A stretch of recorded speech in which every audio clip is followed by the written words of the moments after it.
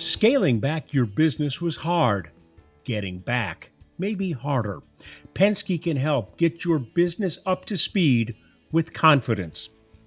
While some supply chains have ground to a halt and others have struggled with heavy demands on speed and volume, Penske was working, monitoring every mile driven, every wrench turned, and every shipment delivered, giving them unique insight into the most challenging demands.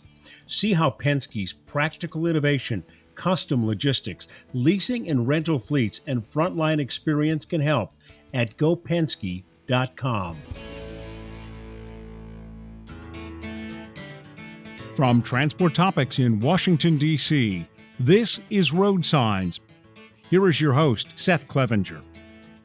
Thank you for listening to RoadSigns, the podcast series from Transport Topics that explores the trends and technologies that are shaping the future of trucking. In this episode, we're going to discuss how logistics companies have adjusted their operations to keep supply chains up and running during this coronavirus pandemic. Many companies' carefully engineered freight networks have experienced significant disruption during this public health crisis, with some freight sectors slowing down dramatically, while others have seen a spike in demand. At the same time, it's more important than ever for essential freight to reach its destination in a timely manner. So how are third-party logistics providers adapting to meet these challenges? And how will this crisis change supply chains in the long run? We'll set out to answer those questions in this episode.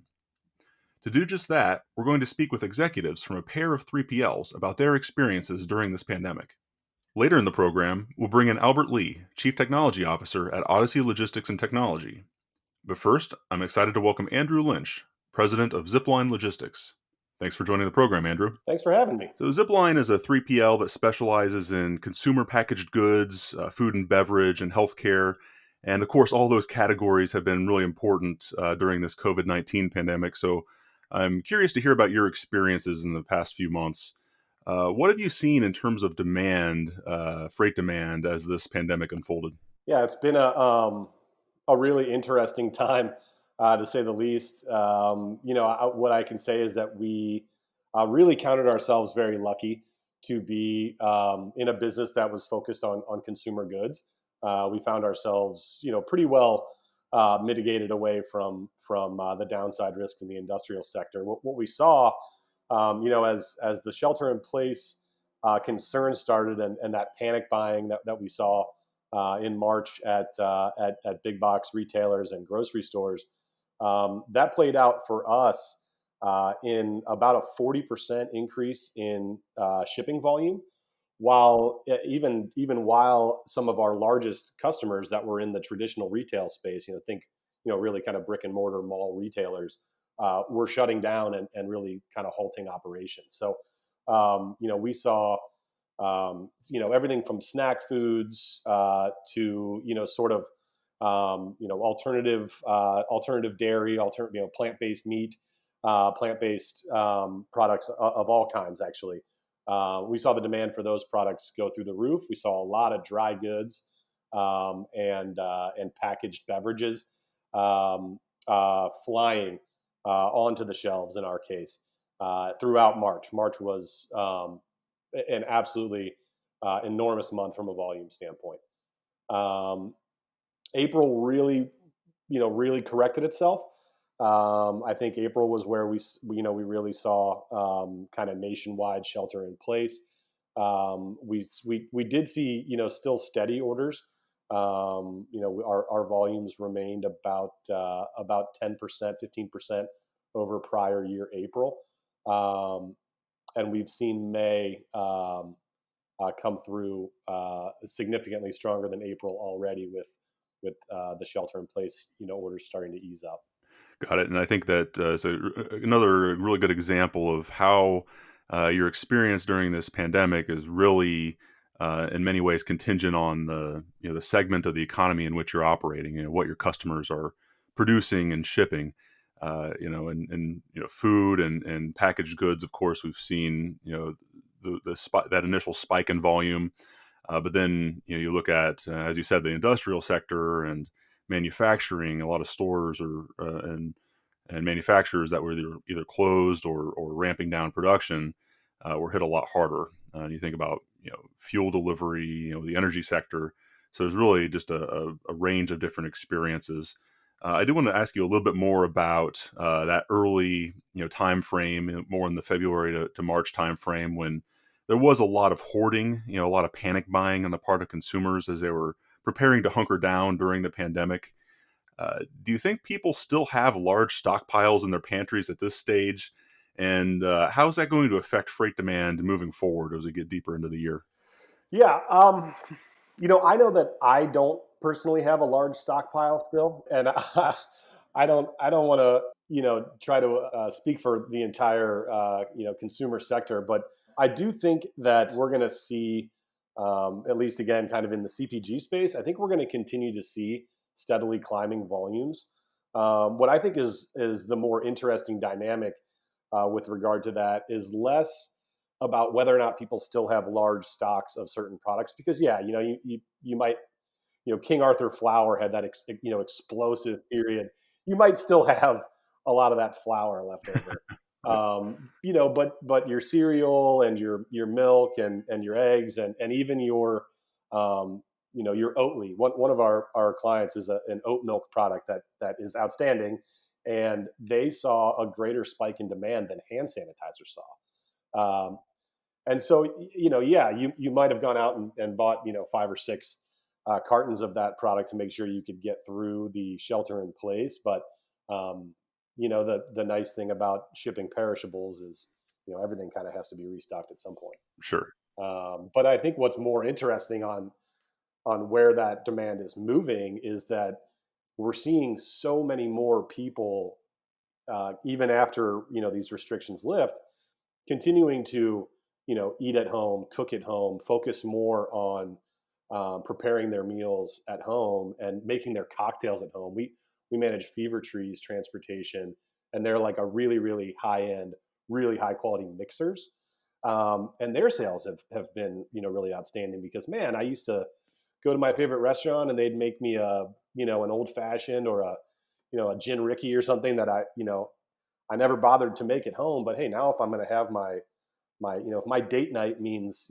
just going into the dining room instead of in front of the TV, I'm going to make my cocktail at home. So we're seeing a lot of really interesting sort of consumption patterns shift, and I think we're going to continue to see that looking forward.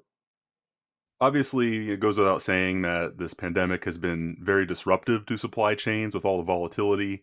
But what would you say are the biggest challenges that your company has encountered during this pandemic? What are the biggest disruptions, the biggest challenges to overcome? Yeah, I think the biggest one, and it was something that we spotted quickly enough to I think be able to kind of retool our operating processes to solve it. But when you're dealing with retailers, big box, Walmart, Costco's, and grocers like Kroger and C&S stores, they're these big, really, really, really finely tuned operations, and they have incredible professionals that work there at every level, but they can be siloed, right? So the buyer, may have a demand to bring in product, ASAP, maybe ahead of due date or at least on due date, a traditional due date, where the boots on the ground, the folks in the distribution centers are saying, hey, we can't take any more product, right? So we had customers that would say, hey, my Costco buyers tell me they need this product, Monday, drop dead, it has to be there. And we're talking to the guy at the DC, and he's like, I can't take you till next Wednesday uh, because we're slammed. And so that dislocation really requires a sort of a new level of operating efficiency and a new level of kind of communication paradigm, where we started feeding to our customers proactively. Hey, these DCs, these buyers of yours, they are slammed. They're way behind on when they can receive these products. So maybe don't stage this shipment. Maybe don't produce this product just yet.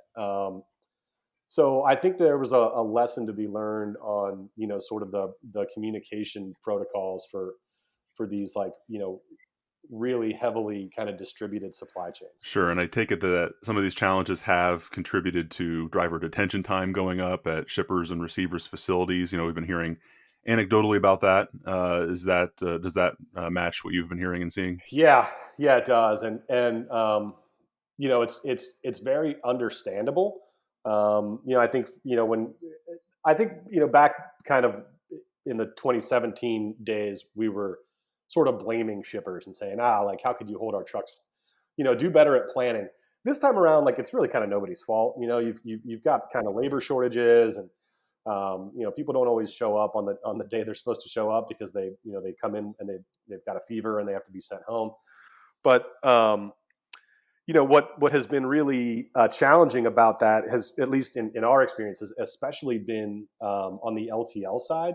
You think about an LTL driver that runs around and makes deliveries in the morning and then runs around and makes pickups during the day. Well, if all of a sudden there's an extra 30 minutes tacked onto a few of those deliveries, or an extra 30 minutes tacked onto a few of those pickups, now it's really hard for you to get all those pickups in on time, or maybe the information isn't flowing as clearly, and more product got put on your truck than you were told was supposed to, and now you don't have room for that next pickup. So we've had to kind of retool the way that we deal with LTL during this, because on the pickup side, it's become such a challenge in certain areas that we're saying, all right, well, where we used to rely on a really cost-effective network of 5 or 6 different LTL carriers, we're going to pare it down to 2 or 3, and maybe we're going to run our own truck to pick up and run and drop off, do more of a drop ship program, even at multi-pallet sized order sizes, just to kind of solve for some of that dislocation.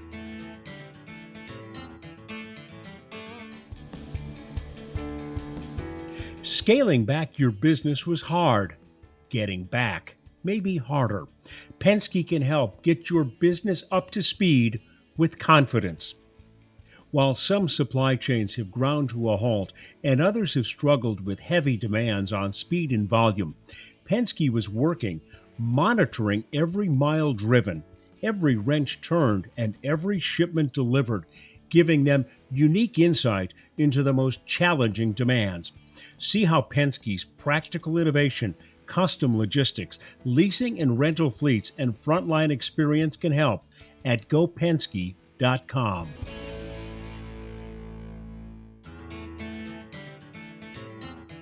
And I also wanted to ask if you've may have encountered any ripple effects from some of the meat processing plants that we've heard of shut down temporarily due to COVID-19 outbreaks at their facilities. I don't know if you've seen any ripple effects from that in your operations. We actually have not. And I think, this whole thing, I know it's not what everyone's used to, but for me, it's been kind of this God bless America moment where, like, you understand that our food supply chain is really pretty hard to break. And so, I keep reading about these happening, and we don't do an enormous amount in, like, the fresh meat space. So that, it could be because we're just, again, kind of by dumb luck, sort of insulated from that. But, we really haven't seen a lot of challenges that have spawned from those shutdowns. Well, that's good to hear. I do also want to talk to you about market conditions in trucking right now. So overall, of course, if you look at freight, across all industry sectors, freight is down, of course, due to so much of the economy that's been shut down, or at least moving at a slower pace. So naturally, of course, we see this excess freight hauling capacity in the market right now. So just how severe is that capacity glut, and what's it going to take to return to balance at some point in the future? Oof. Yeah, that's a complex question. I think that the capacity glut right now is really, really steep. I think that before the economy started shutting down, we were already pretty clearly in a place where there was probably a 100,000 or so too many trucks on the road, and it was making it so that upward pricing pressure was really, really difficult to find. Um, you know, we're starting to see some signs of capacity tightness in certain areas, right? Certain areas that are heavily affected by produce, and some of those areas that are also going to start to have an influx in volume due to imports, and that's going to sort of coincide with produce. But I think we've got to. I mean, if we were talking strictly in terms of trucks coming off the road, so you probably need 500,000 trucks come off the road. If we're talking in terms of a combination of demand side and supply side, rebalancing. I think as we head towards 1Q, maybe Q2 of 21, that we'll start to see a more balanced environment. Certainly a lot of adjustments to get back to some level of equilibrium, and we'll see how it all plays out. But in the meantime, of course, a lot of carriers are under a lot of financial strain right now, uh, especially in some of those industries segments that we discussed earlier, more on the industrial side. But I want to get your thoughts as to what can you as a 3PL do to help support your carriers, and help them get through this crisis and support their employees. Of course, we're all everybody in the supply chain is facing some level of challenge, but uh, is there anything you see that you can do to help support the carriers out there? Yeah, I think that there's something that pandemic or not, I think something that's always been a little bit toxic about the kind of 3PL carrier relationship has been, early in my career, I was a part of a larger 3PL before I started my own business, and the use of leverage on carriers, not necessarily just to control pricing power, but also to sort of try to facilitate that carrier providing a service that maybe they wouldn't normally provide, or running a route or a lane that they wouldn't normally run.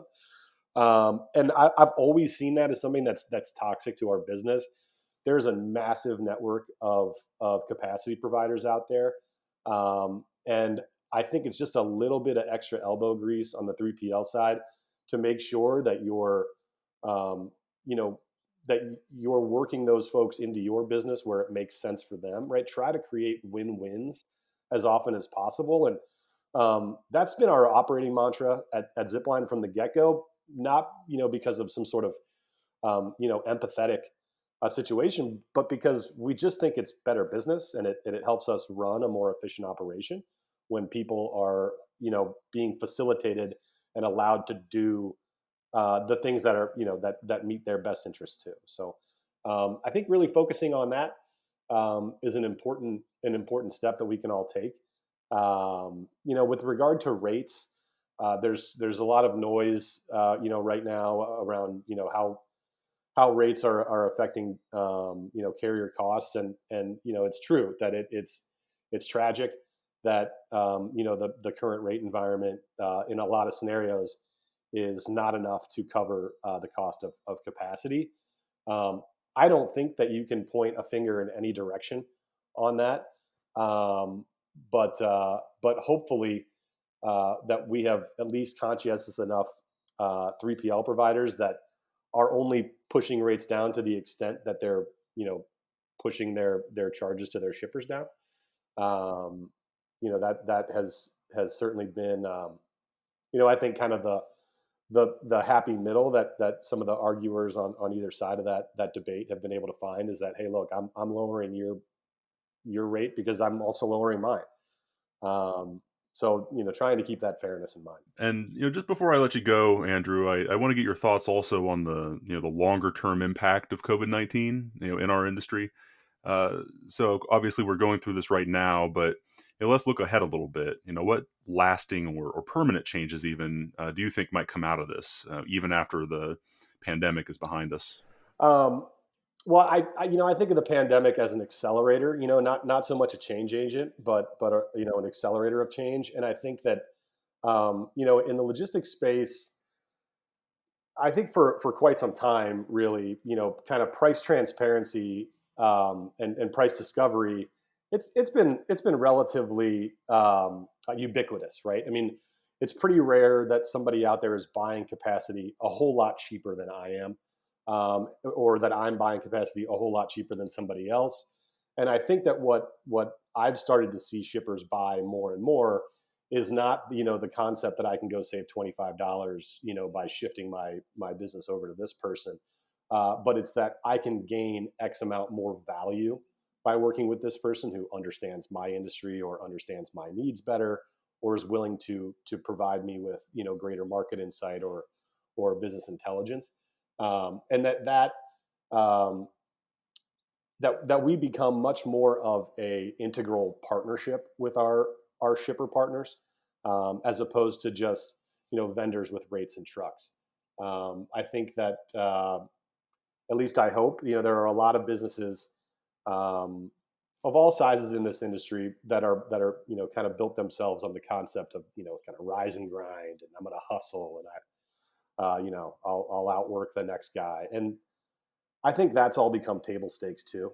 So what I hope to see on the backside of this is, a more transparent marketplace where the value added services that true operating partners bring to the table have a monetizable value, and that the folks that are just rates and trucks, and I think to some extent that includes the DFM guys that have quite honestly just been burning VC cash for the last couple of years.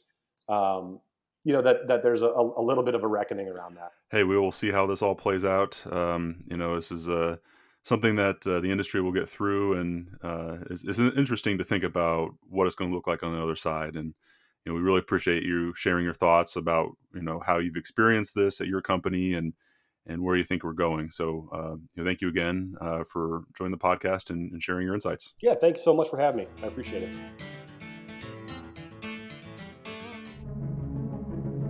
In times like these, it's crucial to stay informed. Transport Topics is offering all the information you need to make business decisions in these unprecedented times. And in the wake of the many event cancellations and group gatherings, TT ensures a virtual way to consume business content and conversation. To join the conversation and stay ahead of the news, follow Transport Topics on all social outlets or by visiting ttn.ws/stay informed.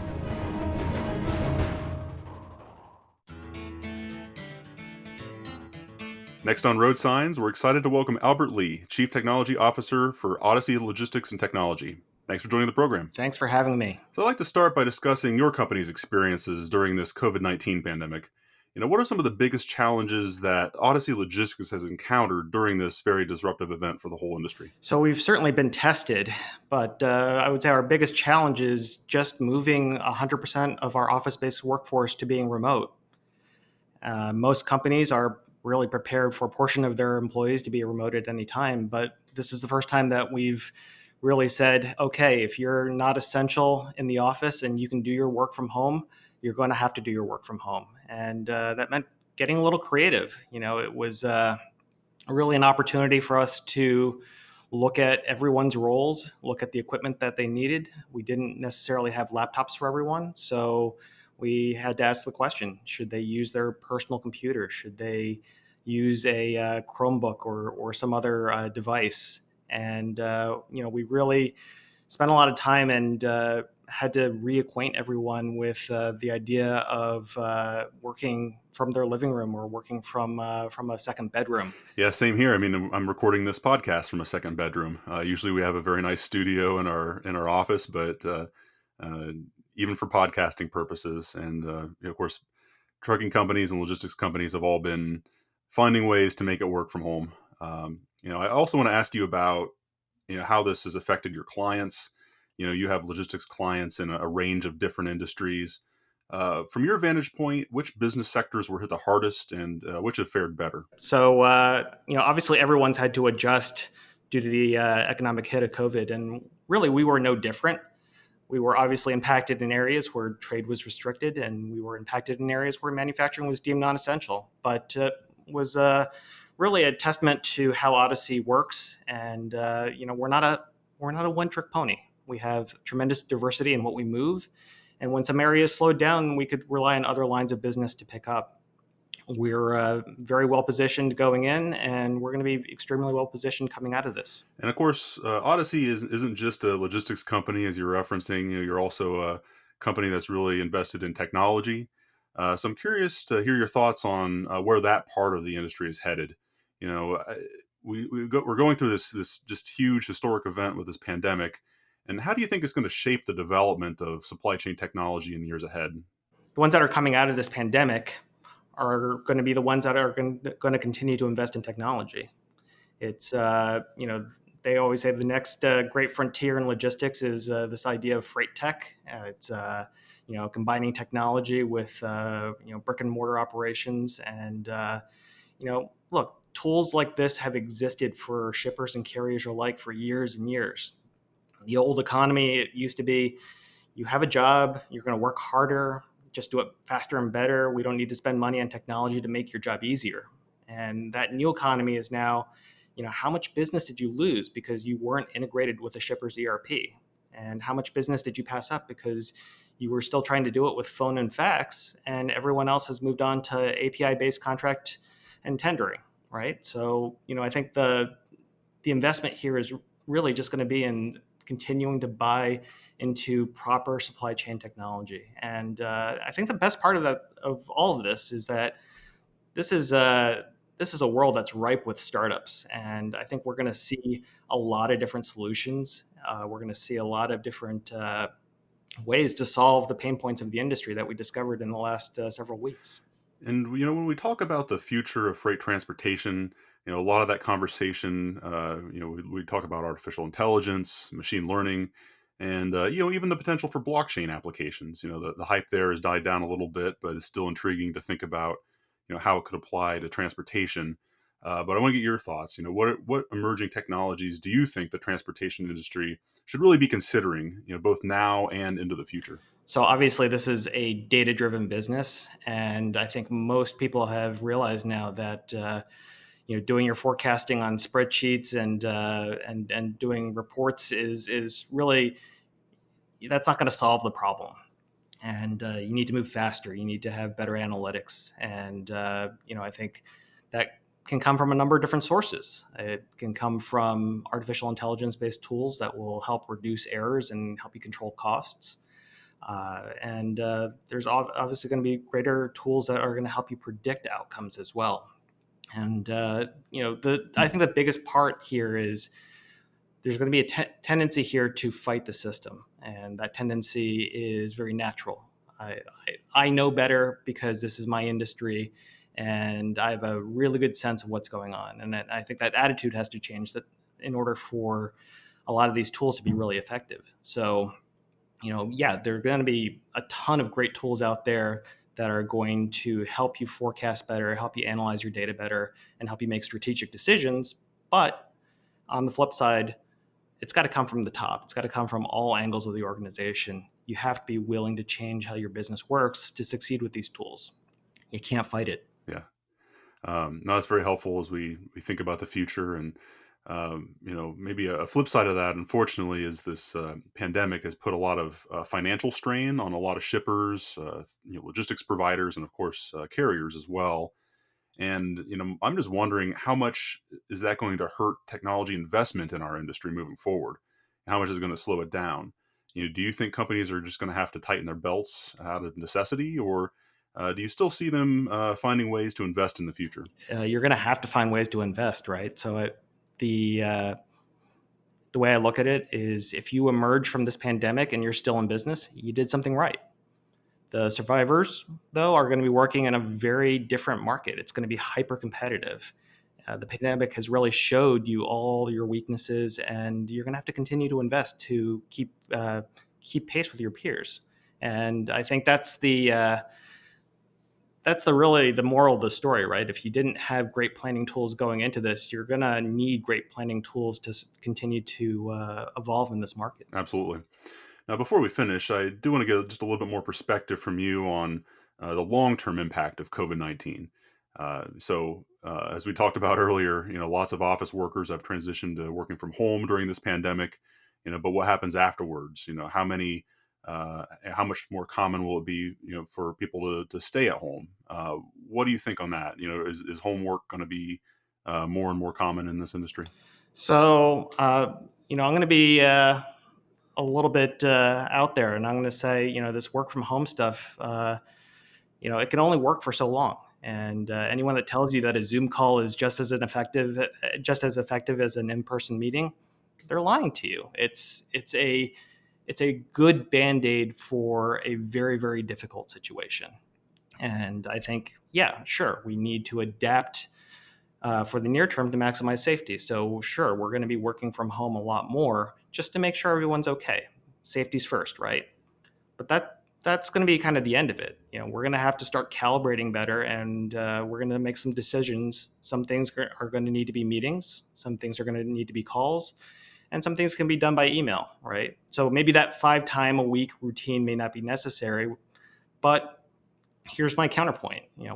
Without moments of human connection, you're going to lose the thing that makes your business the best, right? The corporate culture and your corporate identity. When people talk about Odyssey, they need to know that there's people behind it, and those people are working together, sitting together as a team. And I'll be honest, I can't wait to be spending more time with my colleagues. I'm here in the office.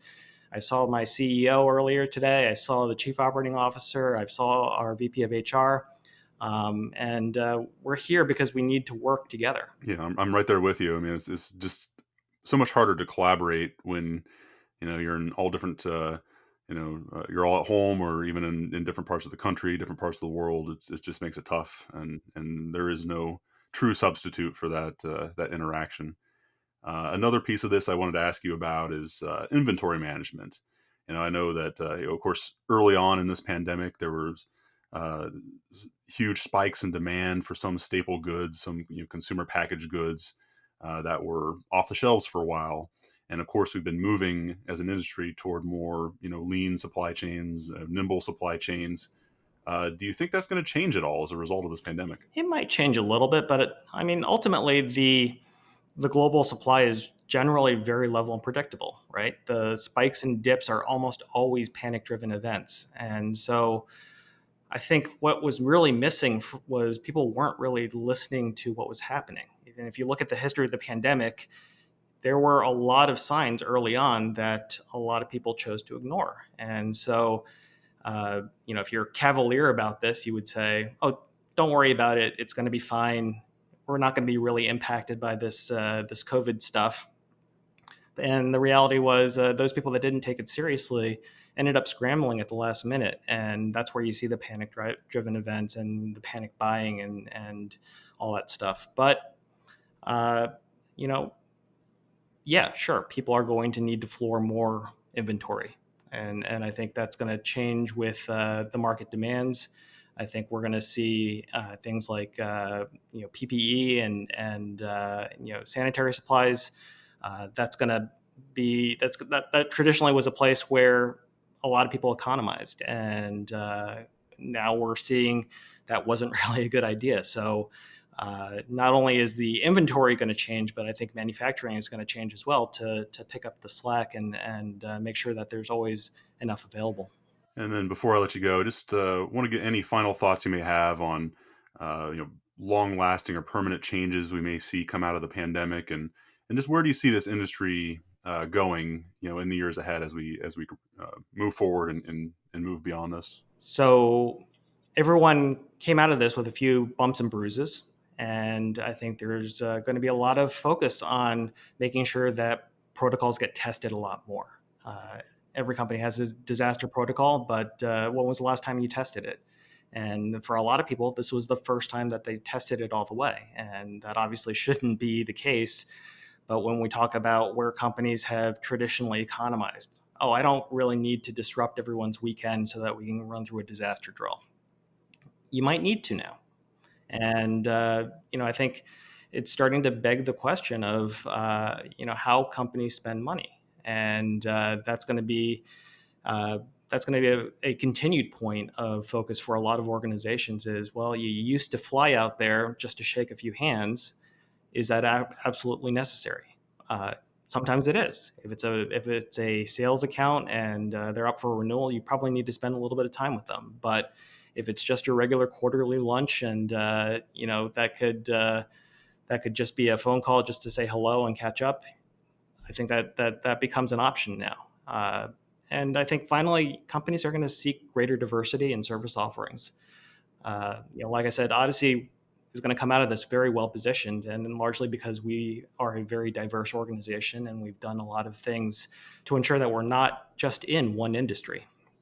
And I think a lot of companies now are going to realize, well, if I'm 100% in one industry, well, what does that impact? And what happens if that industry gets impacted by something like COVID? Yeah, that's all great advice and great food for thought. And I think that, you're right. Diversification and emergency planning are really going to be much more at the forefront moving forward. And this has been a really great conversation, but I think that's a good place to leave it. So I just want to thank you again, Albert, for joining us and sharing your insights.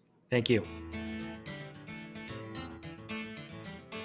Did you know you can ask Alexa to open Transport Topics? In just 1 minute, you will hear the biggest trucking headlines of that day. Be prepared and start your morning off right with Transport Topics. Before we close, let's take a moment to revisit our original questions. How are third-party logistics providers adjusting their operations to meet the many challenges posed by COVID-19? And how will this crisis change supply chains in the long run? As we've heard from our guests, 3PLs have been relying on flexibility, nimble decision-making, and constant communication with customers and carriers to help deal with the disruptions caused by this pandemic. And looking ahead, advances in technology, such as artificial intelligence, could help logistics providers make further improvements in crisis management. Overall, the nation's freight transportation network has been remarkably resilient during the COVID-19 outbreak, and the lessons learned during this crisis should help the industry be better prepared for the next one. If you've enjoyed this episode of Road Signs, please let others know. Rate and review us on Apple Podcasts and Spotify. If my questions have sparked questions of your own, share them with me and the Road Signs team. You can email us at share@ttnews.com. We'll read them and respond daily. And of course, we'll be back in 2 weeks with a fresh episode of Road Signs. Until then, I'm Seth Clevenger. Thank you for listening.